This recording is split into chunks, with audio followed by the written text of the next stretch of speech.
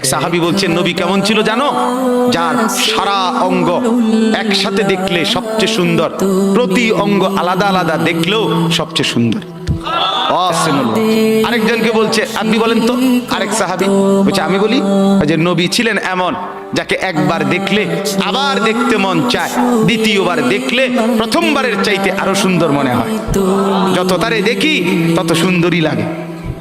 তিনি ছিলেন আল্লাহ তাআলা মেরাজে, এই যে এই মাস 7 আসমানের উপরে আরশে আজিমে আল্লাহ তাআলা নবীকে নিয়ে গেলেন। যখন আরশের উপরে আল্লাহ তাআলা রাসূল সাল্লাল্লাহু আলাইহি সাল্লামকে দাঁড় করাইলেন, এইবার আল্লাহ বললেন, বন্ধু কোনানে আনছি জানেন? আপনি জানেন কোথায় আনছি আপনারে?